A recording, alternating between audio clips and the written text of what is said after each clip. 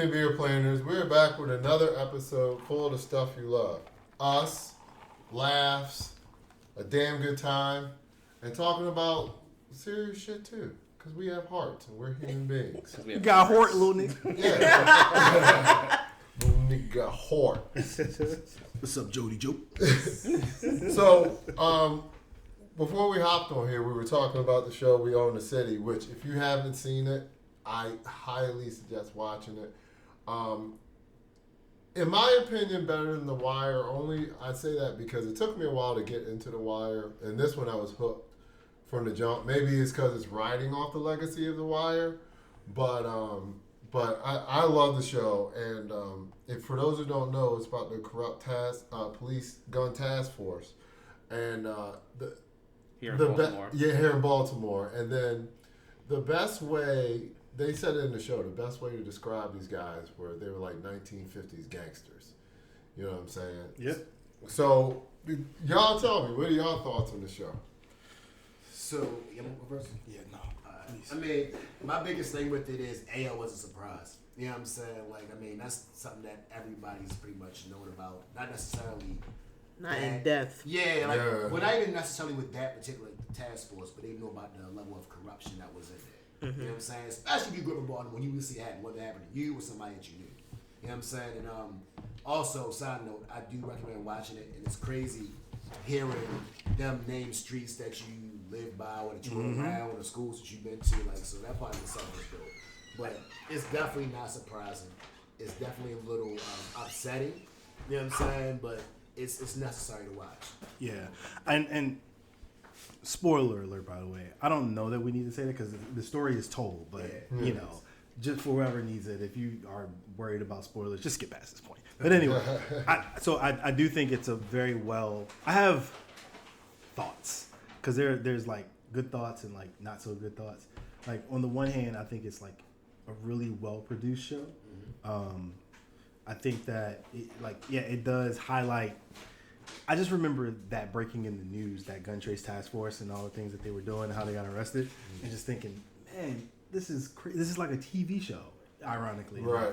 And so to see like, and then also to hear like I was talking to somebody on Sunday where, what's the shady like white cop that the black lady from the FBI like tried to talk to him in the bar.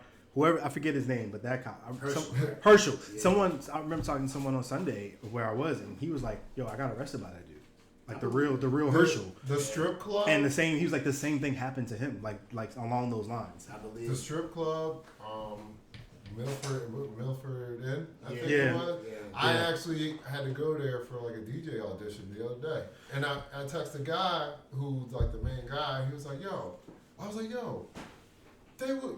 The strip club was on the show. It was like, yeah, they were here like all whatever weeks it was and film and shit. So it is weird to go to be around places that it's based on.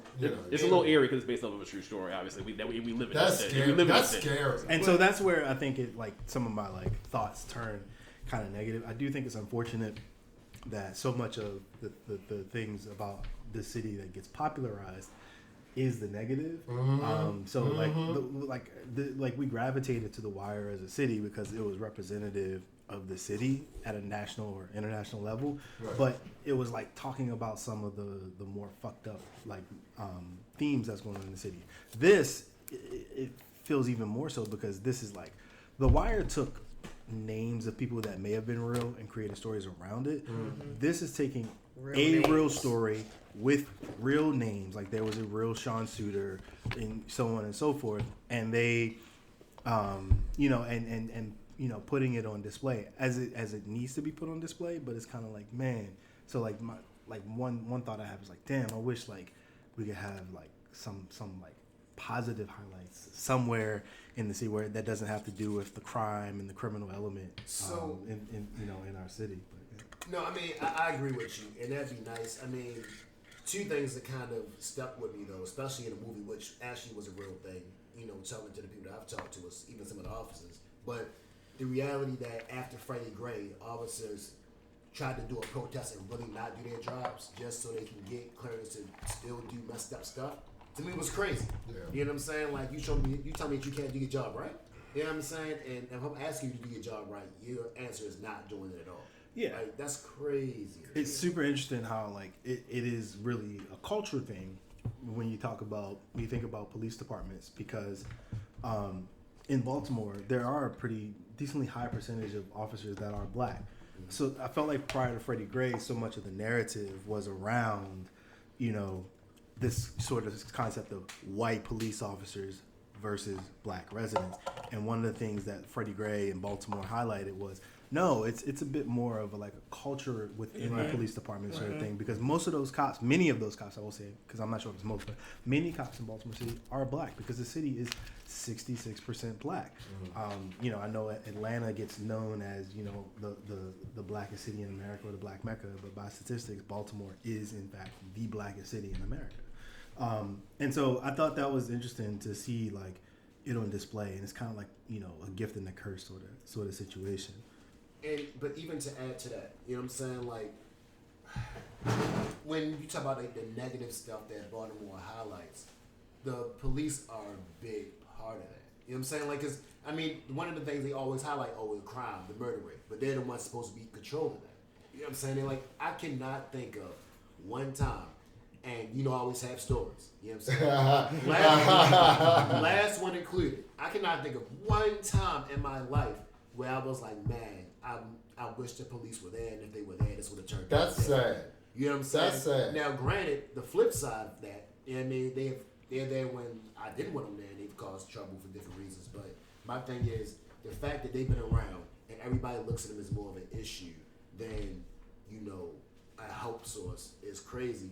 That being said, you have good officers, you know what I'm saying? But it's messed up that if you're a good officer, that you got to deal with all the other stuff that's going on that force. You know what I'm saying? Like, it's crazy.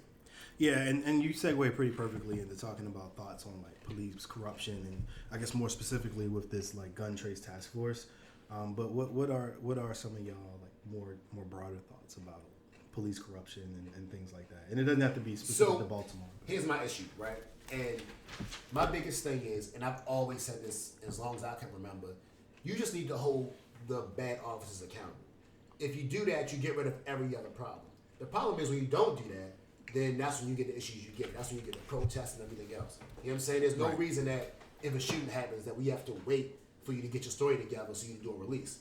You know what I'm saying? There's no reason why you have to hide body cam footage or decide if you're going to release the body cam footage. You know what I'm saying? The footage should be the footage. So what do you need to wait to release it for? Yeah. You know what I'm saying? The fact you give people time to get their story straight, the fact that you got to sit back and have an actual option to sit back and say, you know what, I don't want this evidence to show because it's going to make me look bad. What makes it look worse is that we have all of us can film the raw footage. So you make yourself look way more corrupt when you release this edited part of what happened, as opposed, I think we talked about it the other day. Can you imagine if George Floyd's footage was released by the police? For sure. Imagine? For sure. They initially tried to report it as less than what it was. Right. And only when that raw footage was released was the story changed. Right. So thank God for whoever that person was. Shout out to you, because you started a revolution of change. Everybody was there that day that filmed that shit. Started a revolution of change that was sorely needed. But even with, I'm sorry, I didn't cut you. No. I was just gonna say, and we always talk about the difference between this generation and that generation. And one thing you said, Flash, was this generation doesn't put up with a lot of crap that we put up with growing up. So someone filmed this and saw this is wrong, and other people need to know that this is happening, because the police they're gonna release their own version, and it's going to make this person look like he was out of control. He deserved to be restrained, and that it didn't look as long as it did for him to pass. Yeah. And keep in mind, I'm sorry, it's my last point. Yeah, you're right. Keep in mind though, with that whole George Floyd situation, to me, Like, mind you, that the cell phone recording officers and recording killers have been going on. To me, the only thing that stuck out, I was honestly surprised that was the one that sparked the whole revolution, almost, if you want to say that. But I mean, I think the only difference with this one was that you had everybody from a firefighter that was off duty to all the people that were in there. Even the guy in the store was like, "Yo, chill out," and you still kept doing what you were doing. But I mean, mind you, before then, the guy that was jogging, Ahmaud Arbery, happened before that. You know what I'm saying? Same thing, recorded.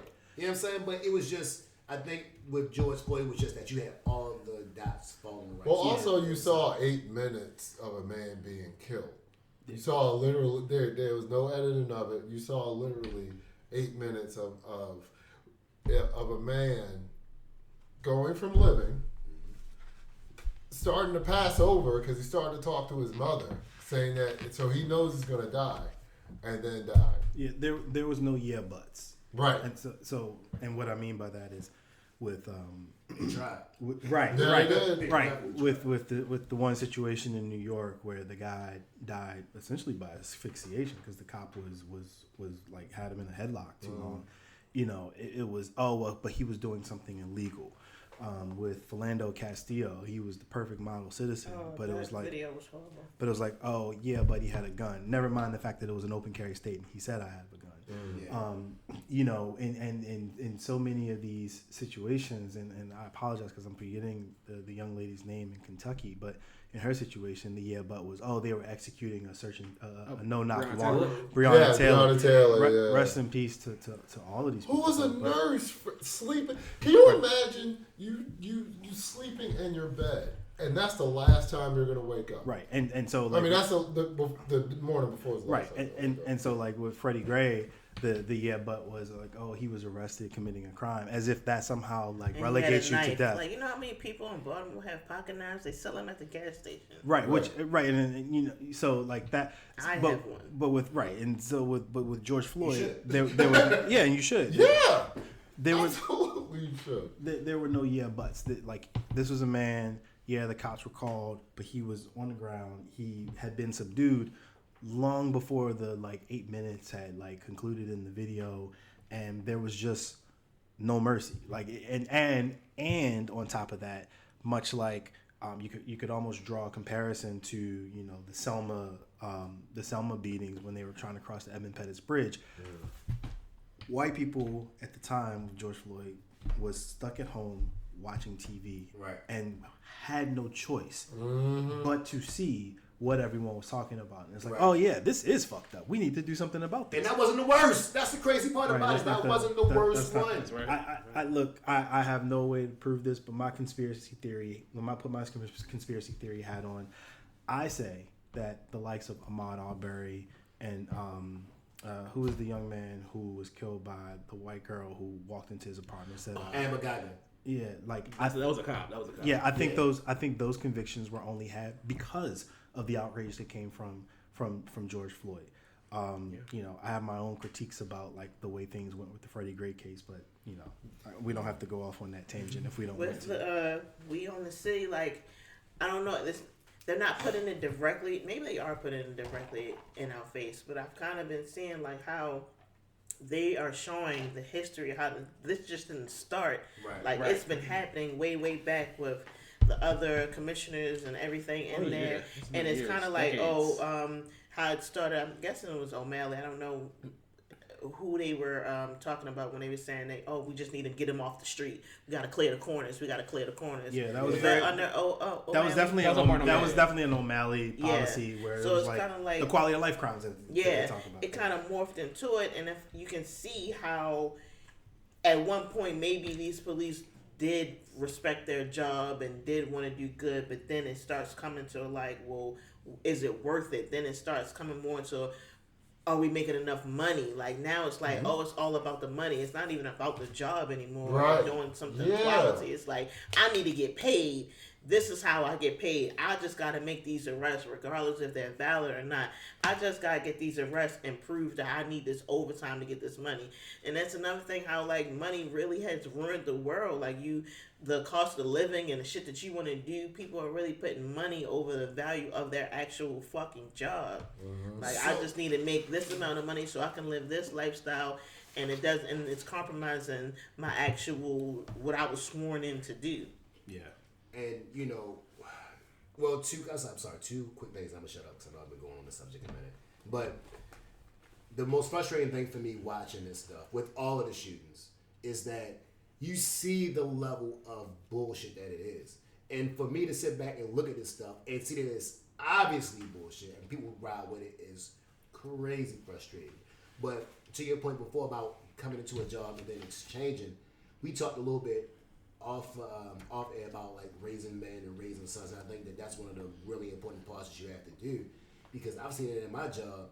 Some people have done some mess up stuff to some people, and if you're not willing to set up and say, yo, we're not doing that, or pull that person aside and let them know where you stand, they're going to keep doing it. But that's why you have to, and that's one of the things I do love about Baltimore in particular, is that city, especially the black guys in Baltimore. You really work hard to raise men. You know what I'm saying? And whatever drama we got, people that come out of Baltimore, they're men.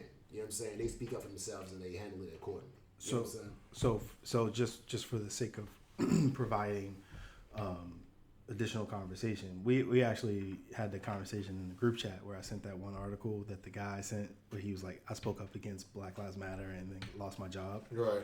And don't keep it like that. Doesn't mean you're not gonna have consequences. You know what I'm saying? Like, you're gonna have consequences, but it's still, are you gonna take that? So I only bring this up, I only bring this up because he essentially, his thing. So the greater conversation was around like, can you have civil conversations at work? Setting that aside for a second, like his biggest argument was, hey, I took a look at the data, and the data would suggest that black people are not killed at a higher rate by police officers than white people. And I'm not even going to attempt to sit down and like regurgitate what he said in the article, because while I did read it, I don't have it in front of me. But I will say this. So, and I'll share my thoughts on it in a second, but what say you guys when people make those types of arguments that, hey, this is something that's kind of like not blown out of proportion, but this is something that like is kind of enhanced by media and social media, when really the statistics and the data shows that it's actually it's not the case, that white people actually are killed at a higher rate, even when you adjust for population percentages than black people. Well, keep in mind, even when that happened, like again back to Freddie Gray, you know what I mean? Like the FBI came out and was like, look, we don't keep data on that. He was like, and that's not, we just haven't been doing it. You know what I'm saying? And even now, it's voluntary if you want to report it as a police department. There's no law saying I have to report how my shootings occur. And maybe there should be. You know what I'm saying? So that in itself, like with that particular thing, it's going to be really hard for me to prove that. But I also think that it's a difference between speaking up, having political conversations at work versus making sure that you're not having malpractice or maltreatment, or you're doing something that's going to actively hurt a person because of discrimination or because of what's going on. Like, we don't have to sit back and have debates about what we think is right and wrong, as long as you treat my patient right, or as long as you treat this suspect right. You know what I'm saying? Mm-hmm. We don't have to have that combo. But if you sit back and you see a black person, you start beating on them, we got a different conversation. You know what I'm saying? Or even as a doctor, if I don't prescribe a patient medication because I'm assuming he's drug seeking, you know what I mean? That's an issue. So, I mean, that's when you got to have those conversations, but not just, I like Trump, I like Biden, you know what I mean? I like this with police. I think about this about police officers, and I think that about police officers, because you can, but like, it can come with consequences, and it can possibly get in the way of work. To me, it just seems like, I don't understand this need to be a contrarian all the time. Like whatever this guy said, he's completely missing the point of Black Lives Matter. We don't, it's not about data. It's about the fact that police officers, whether it's one person, 2 people, or 100 people, officers out here killing black people and getting away with it. You know what I'm saying? But people's response who don't understand are like, well, white lives matter too.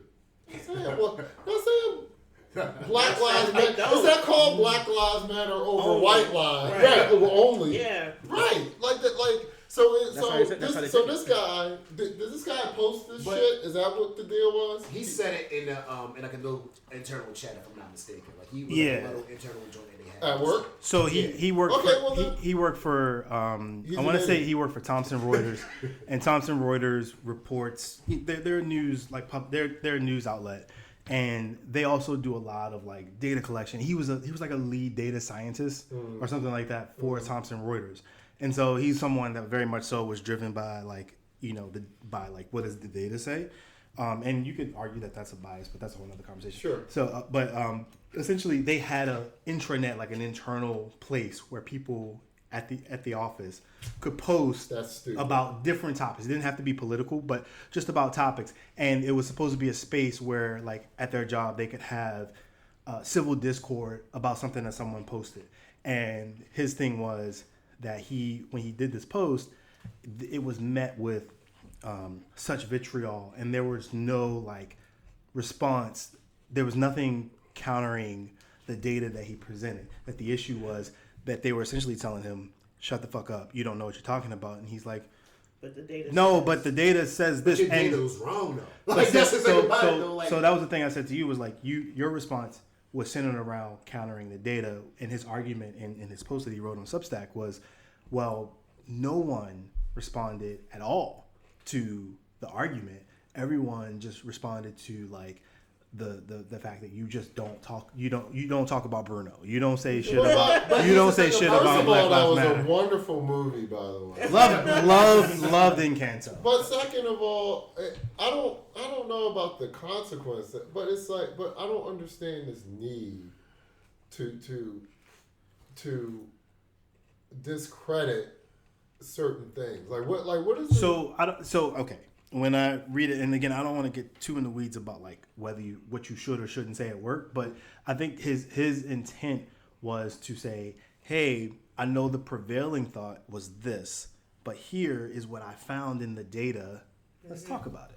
So well, you definitely can't do that at work. That's for sure. Right. So, but okay. So here's and I think what he was attempting to do was say, hey, I get that people say you're not supposed to talk about this at work, but we have a place where people can talk about stuff like this at work. Right. There's no such thing. Right, and I mean, on top of that, again, he's saying the data, but bro, your data is wrong. Like, I mean, that's my first annoyance with it, and it can come into a point where it can create a hostile work environment. You know what I'm saying? Like, because again, that's another thing. You can easily sit back and say, like, if you get, like, I'm just throwing this example. This hasn't actually happened, but let's say that you're at work and somebody comes to you like, yeah, all black people are monkeys. Period. You know what I'm saying? And apes, and they don't need nothing else from you.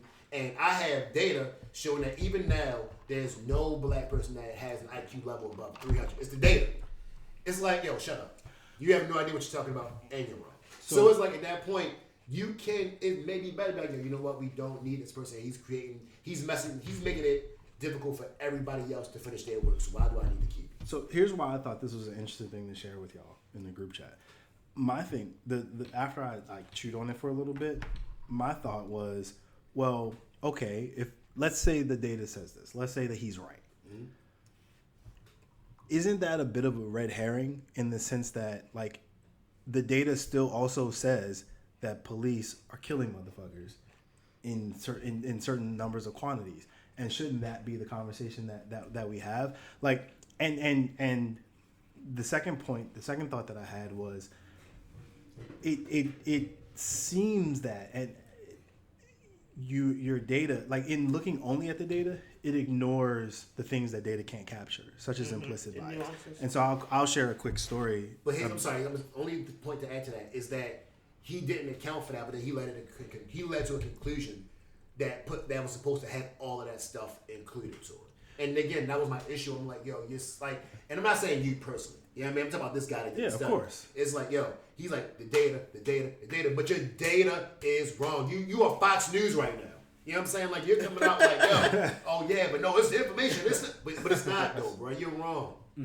So my thing with the implicit bias thing was I had an experience when I was in college where me and 3 of my friends, all of us black guys, we weren't even on campus. We were actually off campus, like right below South Campus. For those that went to University of Maryland, like near the Knox boxes, if those even exist anymore. They do. And this cop pulls up, black guy, who's the cop, older black guy. He gets out and he just walks up to us and he's like, "What are y'all doing here?" Oh wow. And we're like, "We're just walking." This is the summertime, right? And he's like, well, why are y'all near this campus? Was school in session?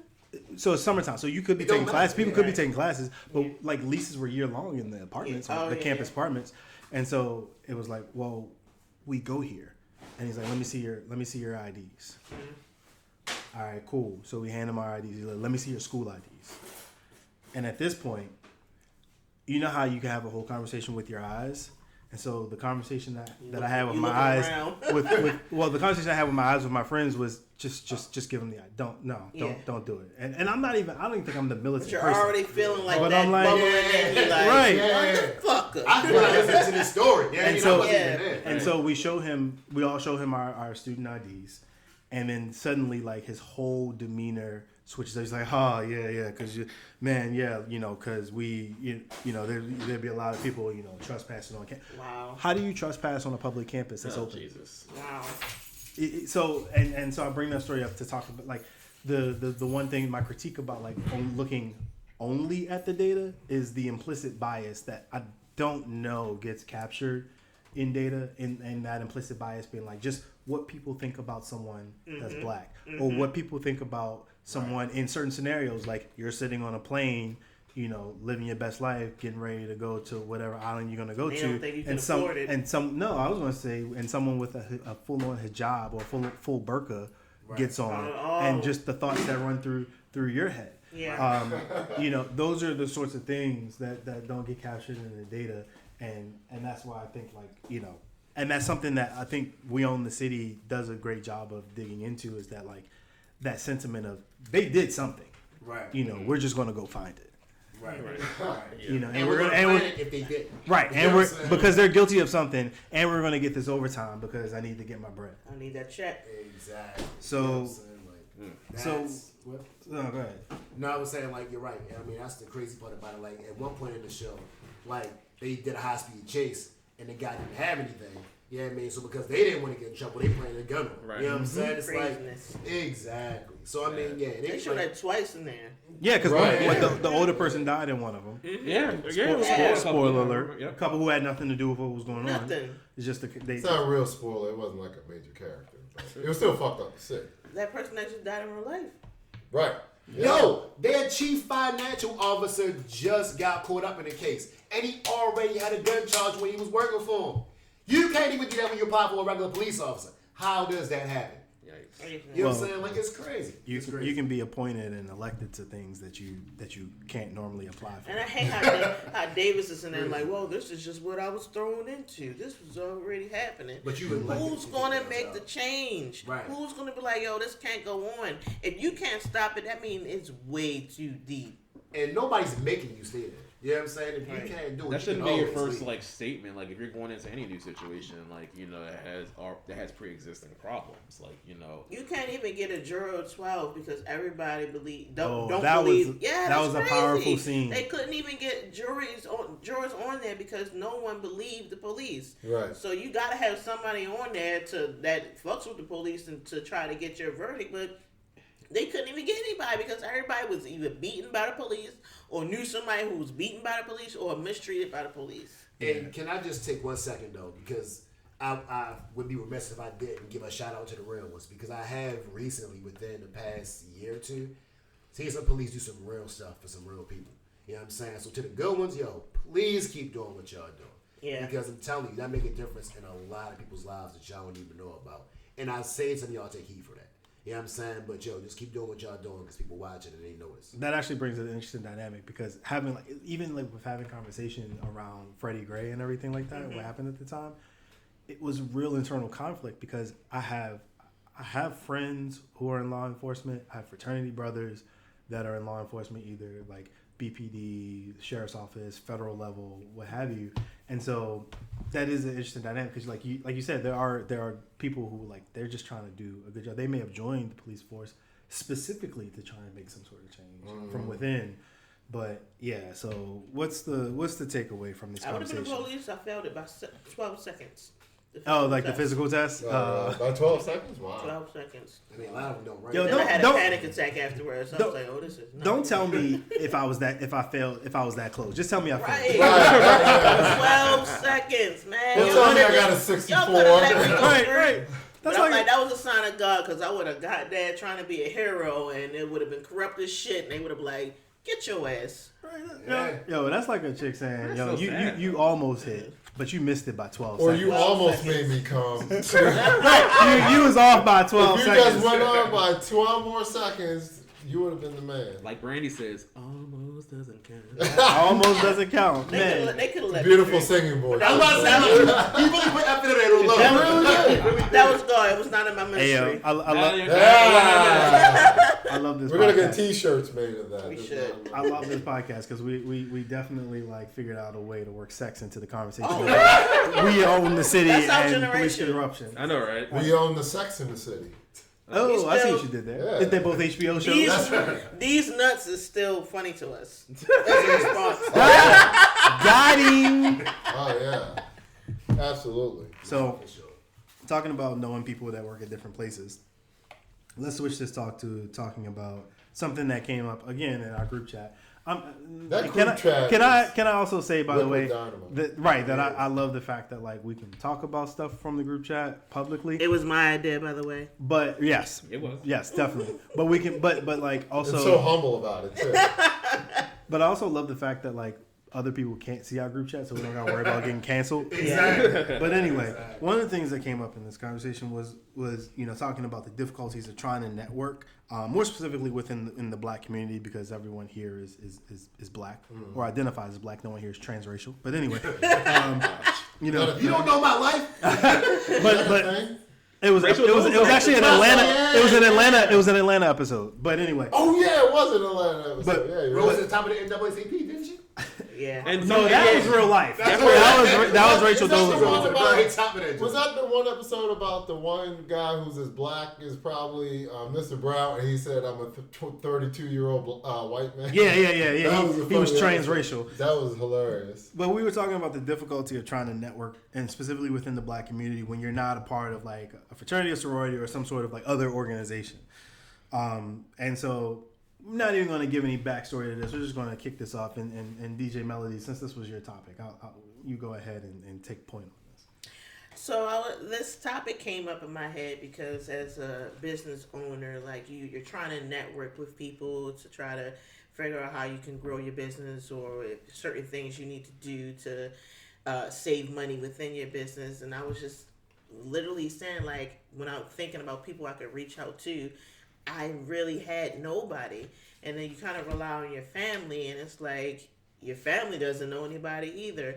And I was just always seeing how these different news stories are coming up, of how these fraternities and sororities are getting together, and they're like buying these places and networking with each other. And it's like, damn, like it seems so easy for them when they're part of that network. But if you didn't go to a university, or even if you did and you didn't pledge, it's like it's kind of harder for you within the black community because we're still growing. We're still trying to. We're like a really young community if you think about it in the grand scheme of things. Yeah. And it's kind of hard to network if you don't have those connections. And what's crazy is tomorrow I'm actually going to like a little network brunch with women, and I'm excited about it because I'm like, oh my God, I can get to speak to these other women who also have businesses or working or moms or whatever, and I can bounce ideas off of them, and they can tell me what they're doing and everything. But it's like, it's so hard to do that within the black community because we just don't have those resources ready and available. But I do see there is I mean, I'm not saying everyone is qualified for college and universities because it will put you in extreme debt. But the one upside about doing it is you do have that network of people, and hopefully, if they are still doing good in life, they can teach you some shit or connect you with some shit. And it's like, if you don't have that, it's kind of like 10 times harder to create that networking community. So I think that's you brought up an interesting point because I've definitely seen the other side of that dynamic. Like you trying to get stuff out the ground and handle your business, but there are a lot of people that have money to give, have experience to give, have connections to give, but they just don't know the people or know how to reach them. You know what I'm saying? And, you know, and again, like it is easy. I mean, for college, that's why, you know, it's definitely, if for nothing else, you'll get that networking. You know what I'm saying? That's probably like what alumni association is. But it's possible, but it is a lot tougher. I agree with you. You know what I'm saying? Because again, it's there, but they don't know you about. They don't know about you. You don't know about them. You know what I'm saying? But it's a lot of people that are out there like, yo, I just need somebody that's motivated because I don't want to sit back and invest in somebody that's going to let it fall. You know what I'm saying? But you know, it's like I said, it's possible. It's just going to be a lot more groundwork. Like, how do those two people meet? Like, Exactly. not in the same space. That, you know, Exactly. you really got to put yourself out there when you don't have that connect. And it's scary because a lot of people are fucking scammers. That's a good point. One 30-second story. I was getting my tux. All his stories are supposed to be 30 seconds. No, it's legit. Is a 30-second You are on the clock, sir. Go ahead. I love him though. 30-second story. I was getting a tux for my man wedding, and the dude was beside me. He was talking. I'm talking about how he had his own business and da da da. He's an investment guy, and he knows how to do some financial investments. I said, all right, cool. Talk to you later. I called him like a couple days later, and I was at work. Come to find out I was due work for Primerica. I'm like, no, I'm good. I too have been approached by the Primerica person. Is this like a pyramid scheme kind of Yeah. thing? Yeah, it's like, but it's like insurance. Like they do sell legitimate insurance, but there's like a pyramid scheme component to it. So I'll say this because you actually, DJ Melodies kind of alluded to it. So as someone who's in a fraternity, who's in the fraternity, Phi Beta Sigma Incorporated. I believe there was noise when I was saying this. Phi Beta Sigma Fraternity Incorporated. I'll say this side of it is that as someone who is kind of like introverted at times, I do have like certain networks in certain places, but I don't. Like you said, you have to put yourself out there, and you have to constantly be in contact with people. Yes. And so as someone who has connections, like either like fraternities or other places, I'll like see people and they'll be like, "Oh man, hey, I haven't seen you in a while," and it's because I haven't been nurturing that connection. Right. Because you know, there's periods where I just don't want to talk to humans. Right. And so there's that aspect as well. I think when it comes to networking is inherently a something that is social by nature, and if you're not someone who wants to be social, or you're someone who like isn't consistently social, that can be a tougher battle to deal with, because there's different networks, right? You own a business, and so you're going to have access to like entrepreneurs and different types of people that a fraternity or sorority just won't have, you know, to some certain extent. Flash, in your profession, you're going to have certain, access to certain networks that other people don't have. Right. Same thing with you, Mr. Brown, and, DJ Vilas, you're going to have access to certain networks that like other people don't have. And I think that's probably part of it, that when you're in, certain communities or organizations, it can be easier because there's like a certain like place that you can go and there's a bunch of people. Mm-hmm. But it's a built-in like system. Right, it's a built-in system. But if you don't have that, then it's even more difficult or trickier to figure out where to go and how to network. No, absolutely. So. And I also think one of my biggest pet peeves with black businesses in general, this is a little off topic, but still on topic. I hate when they like support black business, but then your product is trash. Like I remember there's been a couple times where they're like, yo, like I'm not gonna throw this name of this place out. Yeah, that's not. But they had like right. But it was supposed to be a black-owned store, and I was like, all right, cool. So they were like, yeah, support us, da-da-da. The oranges were like, and this is like 5 years ago. Oranges were like $10. Bananas were like $12. Oh, man. And I'm like, yo, are you serious? Like, yeah, but it's fresh and blah, blah, blah, blah. And I get home and they write it out like 2 days later. They were fresh. They were fresh. At that moment, you needed to eat in store. Right. They didn't say how fresh. Right. They just said it was fresh. I'm gonna say, I'll say on the flip side of that though too, I think with people who are small business owners, and especially if you want to support black-owned business, I get it. You want to make sure you have a good product if you want to put yourself out there. But on the flip side, I don't like when people like. This is more so, I guess, for like people like maybe black-owned businesses do like clothes and shoes and stuff like fashion, for example. I don't like when people are like, well, why are you charging? You as a business owner, you set your price. Whatever it is what it is. Right. And with fashion in particular. Now, again, it's quality. You'll buy this for Versace, but well, I wouldn't buy Versace, so therefore I'm not buying. Yeah, but I get what you mean. But I think it depends what you're marketing whatever you're selling as, right? So now there are scammers out there who gonna say it's quality and it's really trash. But I don't like that assumption. I think with some people they automatically. I think with some people though, like they kind of like automatically assume the worst with some like black-owned business in terms of like or like they'll assume the worst kind of already, or like want some kind of hookup off the break. You know what I mean? Like some kind of like discount. Hookup. I'm like that. Like if I had a friend, let's just say I had a friend who I knew was like I don't know, selling like sunglasses, right? And I'm like, all right, cool. This is my friend, but this is his business venture. I'm not gonna like go to him and be like, "Oh, yo, can I get like a 20% discount?" I'm like, no. I mean, I want to. If I want to support you, I'm gonna support you. I'm gonna put the money up. I know what your price is. If I can't afford it, I'll say that. So, would you be mad if he held you to that same level of accountability he would hold anybody else to? So, like in a sense, being like, "Yo, if I'm paying you like a regular person, then you can't get mad if I come to you like, yo, you ain't do this right, you ain't do that right." You know what I'm saying? Because I'm paying you the same way I would pay somebody else. Oh, boy. I hate the friend treatment.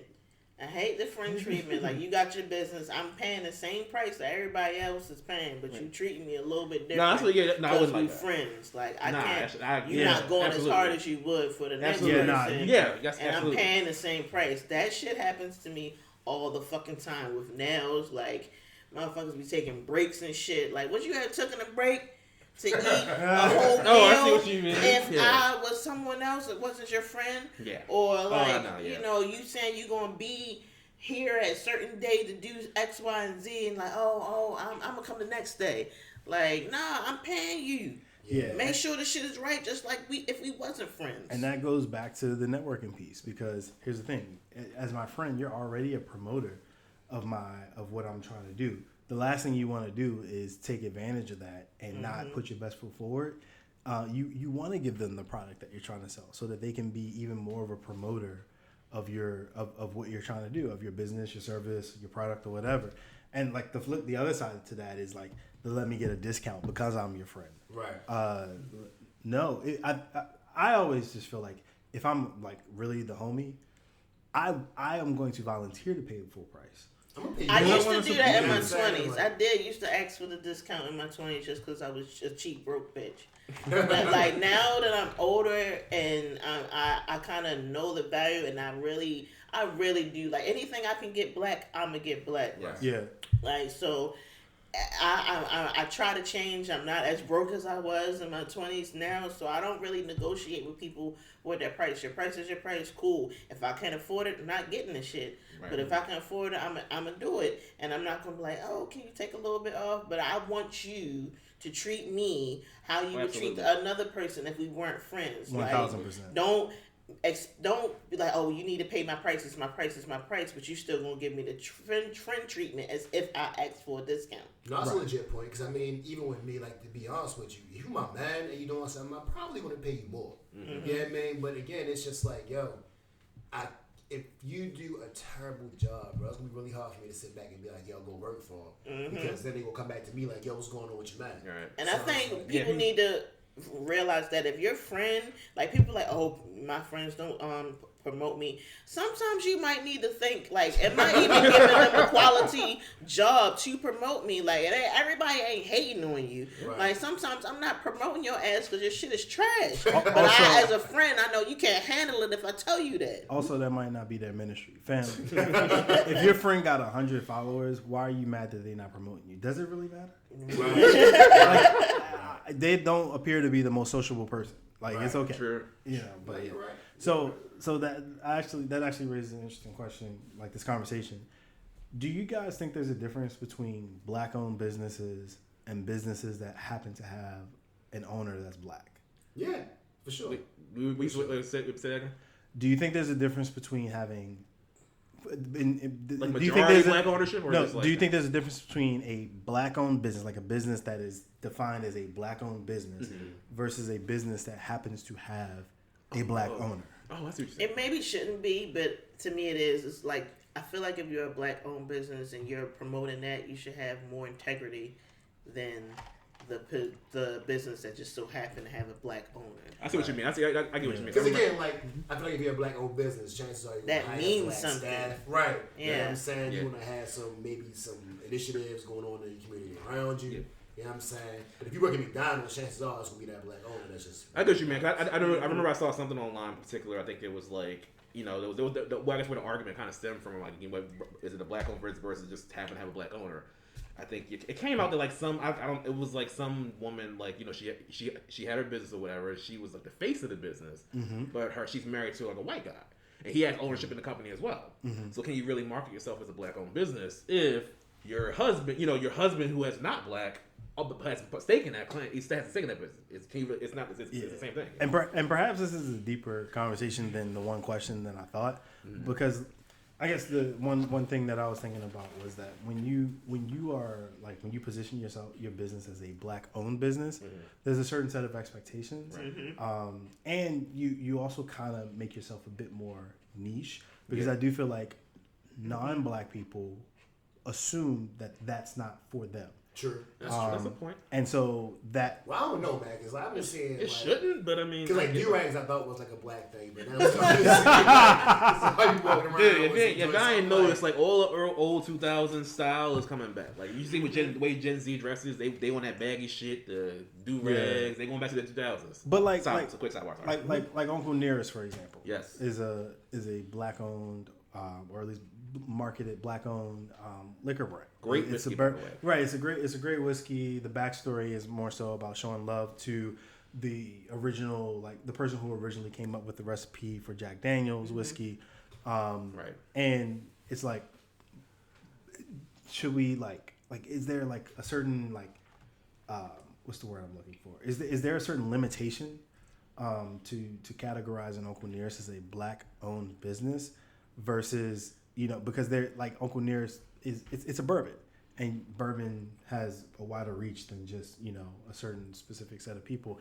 And like, do we want certain businesses or any black-owned business to have reach beyond the black community? Absolutely. Or absolutely. You know, or is it just like one of those like, this is just for us sort of I think if you're going to market yourself, it depends on what it is. Yeah, like if it's like a hair product, if you're a black-owned hair product and you're for black women or black men, like obviously you need to make sure you're putting products in there for us. Right. Now, once you start changing the formula, it's not going to work for us. We can't really claim you as like really for the black people. Isn't that what happened with like I'm so glad you brought that up. Shea Moisture a few years ago put out 65 promo videos, of which had one video with a couple white girls in it that basically was saying, hey, this works great for me too. And people were in an uproar. People were in a tizzy about the one of the 65 videos. And I thought that was like a great example of like, well, okay, is it black owned and versus like a business that happens to be owned by someone that's black? Yeah, and I think especially when it comes to other businesses, if you use a black product or if you're marketing a black product, you should give credit somewhere along the line. Like when I was talking about the whole thing with the do-rag, the reason I thought it was funny was because it was this chick, the blonde-haired chick, that was like, she called it something else. It made it seem like I know what you're talking about. Of course. Yeah, like she made it seem like she came up with it. They came with a whole new term for it. And they're like, yo, shorty, no, it was the same thing with the bonnet. You know what I mean? They're like, yo, no, we've been had this. This is something that's been going on. What are you talking about? And it's you like, oh yeah, but no, I just created it. No, you didn't. No, absolutely. Stop pretending like yeah. You know what I'm saying? So you got to give credit for that. Because I mean, that's just like, again, with like gold teeth. If they did the same thing with that would be an issue. You know what I'm saying? That's one thing I do like about Target. They actually label the black-owned products as black-owned. So there's a little history like, yeah, you about to get these hoop earrings, but I need you to know that the black community stamped these hoop earrings. Right. I fucks with that. And they're clearly not a black-owned company. But they are given the credit. Yeah. Right, exactly. People need to know, like, people need to know, like, we don't get our credit in a lot of shit, and I feel like that's why we can be invisible to some people. Yes. Like they really think that we ain't create nothing. Yo, I did not know a black person invented the potato chip like that. I I just found that out. You know what I'm saying? That's I'm like that. And imagine how many lives would have changed had someone known a black person invented the potato chip. Oh, they did that? I could do that too. If you sit there all your life thinking that white people created everything, you're gonna have less belief in yourself. Yeah. I feel you. Like, hence like the whole like I'm not to get too far off topic, but like all this stupid shit about the critical race theory and all that stuff, right? I'm like, like now you know like they don't even teach enough about Black history in school, period. Especially these days. Now you're trying to take out what the little bit that they do have, out. and it's not even like the critical race thing is like it's more that's like a college course. It's not like something I don't know. You probably know the real specifics of it, but like Nah, I don't want to go too much, and I know it's kind of off topic, but I don't know too much about it. The only opinion I have is that I think that Black history shouldn't be an elective because Black history is so ingrained in American history. Yeah. So I never understood how you could talk about George Washington or Thomas Jefferson without talking about the fact that they owned slaves. You don't even if you don't teach 12-year-olds that Thomas Jefferson had kids with one of his slaves. It was part of what was normal then, and so it does seem selective in that sense. And I feel like in the little bit that I know about critical race theory, that the point of critical race theory is to do just that: is to intertwine Black history with American history because they are one and the same. Yeah. Even if your perspective was that you didn't notice anything going on with the Black community because you weren't part of it, that's fine, but it was still there, and it was still a critical piece to the development of the infrastructure of the country. I think it's going to help, even though I don't give a fuck what white people think. I feel like it's going to help white people see Black people as more human, and we need that, especially for the kids that's growing up. So when these old racist people die, the racism doesn't keep continuing because these white kids only know what their old racist grandpa taught them. Well, that's that new thing about replacement theory. I saw an article in passing that was like how replacement theory went from like older white people to like a younger generation. So for me, this is a very, very, very ignorant topic.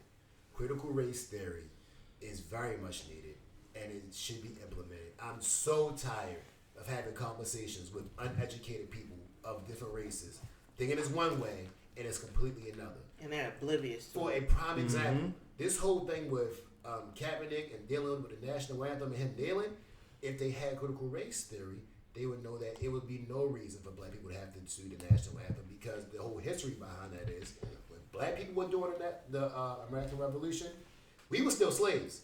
So much so that we got screwed over because Great Britain offered to have us over there.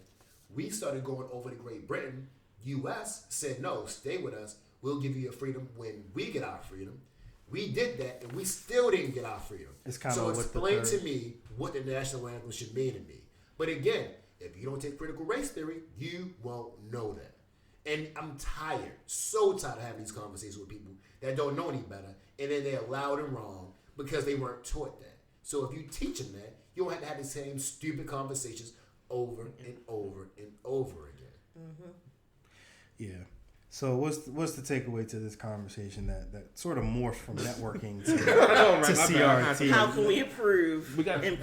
Like I really like. I don't know. I don't even know how long. Every so many years, I feel like there's a shift in the Black community. Like, okay, shit, we getting better. And then there's some type of traumatic shit that is like, fuck, what happened? And then it's another thing. Oh, we're getting better and better. Like, I really want to get to the point where we're getting better and we're not backsliding. Like, I just wish that for us. I feel like we deserve it. Like, we've been through so much as a people. Like, we really deserve to just be our full 100% selves out in this world. Yes. And I just feel like anybody who's listening to this podcast, your friends or whatever, just try to be a good Black person to another good Black person. Like, I know shit can be if we was back in Africa and shit would be more tribalism and all that, but like we can't think about that shit. We're here now as African Americans, and we got to be one as African Americans in this America. And like fuck where you would have been from, or what block you from, or what state you from, or what hood you from. Like we got to be on our own team and build this shit up. We have our ancestors our ancestors want this for us. Our ancestors are rolling that grave right now on some of the shit that we're doing, and it's just I'm sick of it. Like I'm so tired of it. Like if you black in America, you need to be on Team Black. Period. All of the hate, all of the violence, all of the you can't get one up on me because there only can be one black person in the room. Fuck all that. Like we got the money to invest in ourselves. We got the knowledge to teach each other. Like it's no reason why we still should be stuck on some bullshit, the bullshit that we stuck on. Like we gotta move forward, and it's fucking time. Our kids depend on it. It might not even happen, and I want it to happen in my generation. I want to see this shit, but for my fucking son and his kids, like I don't know when the world gonna end. But as long as we rocking on this bitch, I want to see a place, even if I'm in fucking heaven, I want to see a place where we are really together and really thriving and not just surviving. Thriving, not surviving. I feel you. Yeah, I mean, I have nothing to add to that one. That was perfect. Thank you. All right, and so we actually have a new topic or new segment that we're going to introduce. I know y'all know and love messy shit with Mr. Brown, but now we're going to get into serious shit with Flash. Yeah. So what you got today for us, Flash? Man, so Keep it real, man. on this segment of Real Shit with Flash, I want to talk about the police, FBI, government, whoever the powers that be are, using rap lyrics to indict artists. That really, to me, is like a version of musical stop and frisk, because I don't see them do that with any other genre of music. And you hear rock and roll people talk about drug use, sexual underage girls, and man, you'll hear DUIs and country music. But I feel like when it comes to rap, that's who they decide to target. And it drives me crazy because, I mean, anybody that listens to rap knows that a lot of these guys aren't even like that. But they're trying to portray that image. But then you lock that person up to hopefully snitch on somebody else, which is crazy. Because you're messing up their life, their livelihood, and everything else. So, to me, it's very, very frustrating. They really kind of need to do something about that. So what's going on is, you know, one of the major examples of that right now is, like you said, Gunna and Lil Baby are not Lil Baby, Young Thug. I don't even want to throw that on him. I know he's like been known to be associated with him or something like that. Right. So Young Thug and Gunna have been like implicated in RICO charges, which are actually state charges. I didn't know that. I thought it was federal. State charges in Georgia. You know, being tied to allegedly tied to numerous, you know, crimes, Gang activity. Organized gang activity. And apparently in the indictment, there are references to various lyrics in different songs that Young Thug has had and things like that. So what are some of y'all thoughts about this whole topic of using musical lyrics to convict people or even charge people? Let me ask you this. When have you ever heard a country song or a metal song, any other song other than rap, where they had to give a disclaimer before they started doing that song? Yeah. You know what I'm saying? Like, that's how crazy that is. Like, I literally have to give you a disclaimer to say, hey, this is just music before I start going. Come on, man. Like, that's crazy. So I tend to lean pretty heavily into the camp of free speech, and that you got to protect the fucked up free speech to make sure that like the free speech of like everyone else is also protected. I think it's weird to be able to secure a conviction based solely off of lyrics from a song, because that sounds like hearsay. Like if I say this person punched me in the face, absent proof, like that tends to not really like rise to a level of burden of proof to convict someone like beyond a reasonable doubt. Right. So why do rap lyrics tend to do it? And maybe there's something I don't know. Maybe like in some of these cases, they're saying, hey, rapper A said this in this song, which ties back to this evidence that we have, which I guess would be different. But I tend to be on the side that like you probably shouldn't use lyrics from a song or any sort of artistic expression in order to convict someone. So keep in mind too, like I mean, you just had I forgot Shorty's name. She was went on trial. The Republican chick, white chick. Which one? Right, the one that keeps talking all the crazy stuff. Is it Comey Barrett? No, she's on the Supreme Court. No, well, Bolbert? Is it? No, I don't know. All right, well, the one that's always with Matt Gaetz, that chick, whatever her name was, she just had a trial, and when she had the trial, they put up all these social media posts that she said about somebody needs to be tried for treason, somebody needs to do all this, that, and the third. Nothing. You know what I mean? They asked her about it. She was like, well, she even said I didn't say it. She was like, well, I just can't recall writing that. And that was the end of it. You know what I'm saying? But yet, you have a Bobby Smurder, Tekashi, all these other guys that get locked up for something that they said. You know what I'm saying? And they don't care whether you say, well, I can't remember, or I didn't mean it, or whatever. You know what I'm saying? Like, how do you not hold people to that same standard? Yeah, I mean, and I guess you can't leave out the fact that like, okay, if y'all really are active and doing whatever, you probably shouldn't put the truth in rap lyrics. That should I do feel the urge to say that part. But they hold everybody of the artists to that same standard though. Like if you're gonna hold music accountable, then hold music accountable. Don't just go to rap, go to country, go to rock. If they talking about having sex with an underage girl, investigate that. If they talking about doing drugs, investigate that. So Kid Rock should be on the investigation. Yeah, what's that an Aerosmith song or something where he's talking about like fucking the girl that's 15 or something like that? Oh wow! I forgot the artist's name, but I know exactly. I'm sure I can pull up. It's like it's a hit song. It's a popular rock song. But it's not just one. There's a lot of people that had songs like that. Yeah. I mean, I guess the thing is like, because obviously a lot of this is kind of subjective. Well, that's a big thing, but I think are they explicitly saying this wrong behavior, or are they more like alluding to it, or like because that's where I'm like, it all depends. I don't think it should be using music lyrics. Like I agree with you, Jenny Finn. Like I don't get why they're using that. Well, not solely.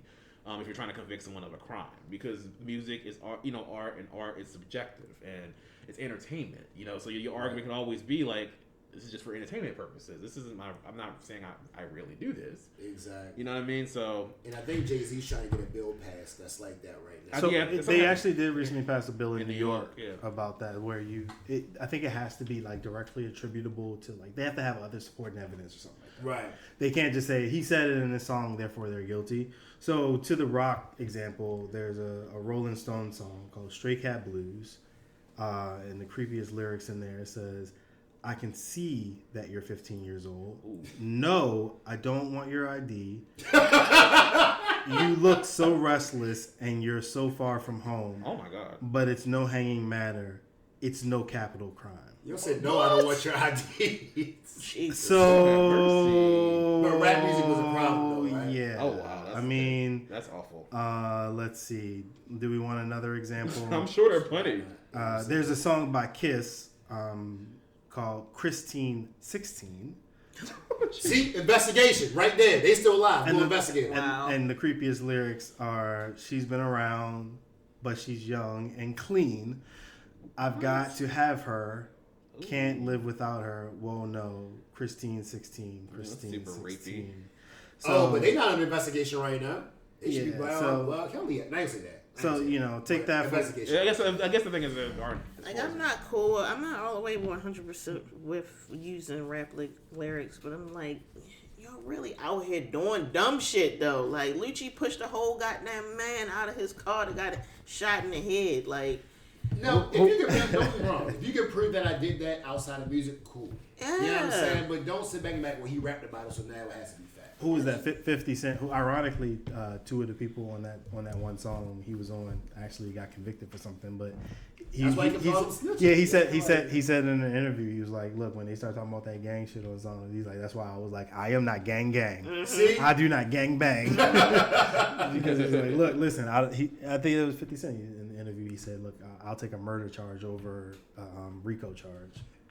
But the fact that you have to do that is crazy, though, man. My issue is more of the people that's listening, the kids that are listening, the impressionable kids that are listening who feel like, oh, well, they're doing it in the songs and in real life, and I gotta do it too. Like I really don't even give a fuck about these rappers. I really give a fuck about the kids that's listening to it because it's just they're so easily influenced. But that's like, what and when we were younger, we could listen to songs and really didn't really know what the fuck they was talking about.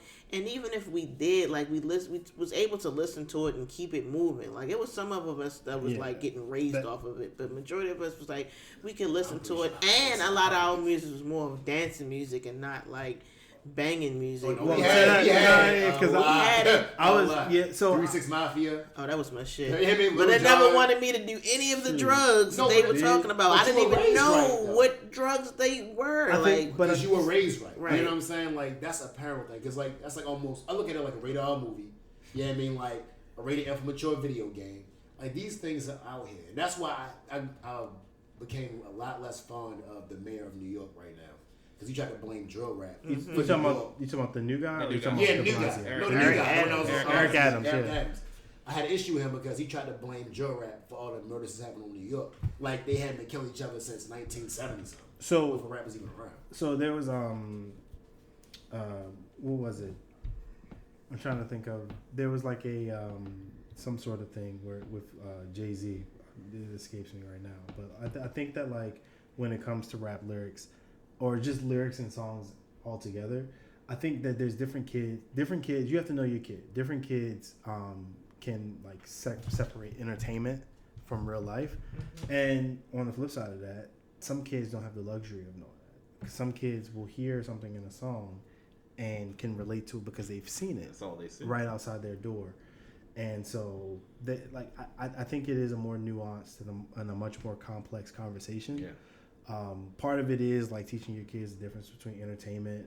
And there was the Jay-Z quote that I was thinking of was when he says Scarface the movie did more than Scarface the rapper to me, yeah. You know, which I always thought was weird, like that people like legislate and fight against music much more than they do movies when there's the visual and the audio to a movie versus like, you know, the lyrics to a song or even. But they do that now with guns. You know what I'm saying? Like how they did the whole thing with guns where it was like the NRA didn't want you outlawing guns at the mass shootings, so then they ended up switching it to video games. Well, the NRA has their agenda as long as it fits their target market, which is not the likes of Philando Castillo, but it's a whole nother conversation. No, I feel you. Yeah, absolutely. I'm just saying I think that's the same move they're using. You know R.I.P. Philando Castillo, by the way. Oh, absolutely, for sure. Which was an interesting thing, and I don't want to harp on it, but because we talked about it last episode. But like, Philando Castillo was in an open carry state. He had a gun. Admitted to the cop that he had a gun, shot and killed, and the NRA said 0. You would think that would be the thing that the NRA would want to speak on to say, hey, Second Amendment right affords us the right to carry guns and to bear arms. And so that was wrong for that police officer in that situation to do that. And he should be prosecuted or whatever stance they want to take. But instead, they chose to be silent. Absolutely. No, you're 100% right. And so that's a telltale sign. And that's part of that even probably, you know, whether someone wants to say it's accurate or not, that informs my worldview when I think about like how I don't think lyrics, specifically hip hop, or rap lyrics in general should not be used against people criminally because a lot of rap, and I can only speak from my generation. So we're talking about, you know, the Jay-Z era, you know, maybe a little bit of the Kendrick era. Like, you know, a lot of rap lyrics tend to be about observations, you know, and some of it may be spoken in from the first person, but a lot of those guys didn't actually live that shit. Right.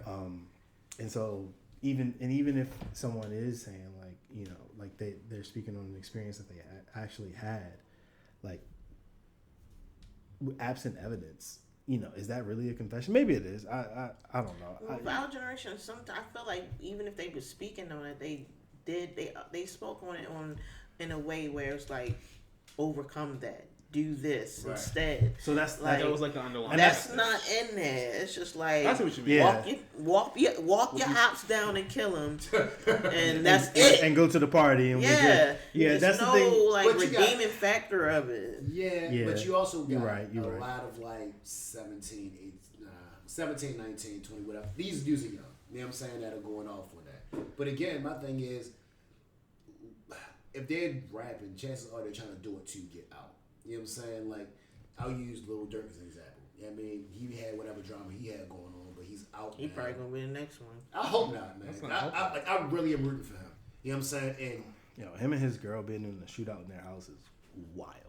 But yeah, but I mean, like, but again, Chicago, like, especially from what I've seen from it, they really get active. And the thing, it seems like he's trying to get out of that. You know what I'm saying? He's trying to start little businesses and do some other stuff to get out of it. So I just feel like it's such a punk move to try to pull something they're doing as far as rap. Yeah, You know what I'm saying? Like, it's lame. So it's hard for me because, like, okay, I'll speak for myself. I growing up was very much the dude who knew dudes that was active, but those same dudes would be like, "Yo, chill, like go do, like you good, you got something, Right. like you don't want no parts of this sort of deal." Facts. You know what I mean? Right. And so it's hard for me to You like. don't want any of this cocaine, Dewey. Right. So like it's hard for me to speak on to say like to speak from like experience, because my experience was always like I had friends, I heard about shit, but it wasn't like I wasn't active. Even when like people who aren't from Baltimore would be like, "Yo, you from Baltimore?" and they like try to like make an assumption. It's like no. That wasn't me. That's not me. That's not my story. And I say that because like that to me it's disrespectful to try and claim some shit that you didn't experience. Absolutely. But I like to me hearing rap lyrics, it was never, to me I always looked at it as entertainment. When I listen to Biggie, when I listen to Jay, when I listen to like Snoop and all of that, like it was always just entertainment to me. But I get Jeezy, like I remember when the Snowman T-shirt got banned in school. Oh yeah, I remember that. I was in college, but I remember hearing about that. Like grade schools banned the Snowman. But you can wear Confederate flag shirts in school though. You know what I'm saying? Like, Sir, we are overtime. We cannot go the that serious deep. shit. So what was the takeaway from the serious shit? Today's serious shit with Flash. no, the takeaway is just like, just free speech and your music should be that. Music is just art. Art is art. Let them do that thing. You know what I'm saying? And just let artists be artists. If you have them doing dirt outside of that, then fine. But when it comes to music, music is music, and just leave it at that. Sweet. All right. So we hope y'all enjoyed this. We hope y'all had fun. We hope y'all learned something and picked up on whatever information that you deem pertinent to yourself. But until next time, beer planners, peace. Yeah. Peace.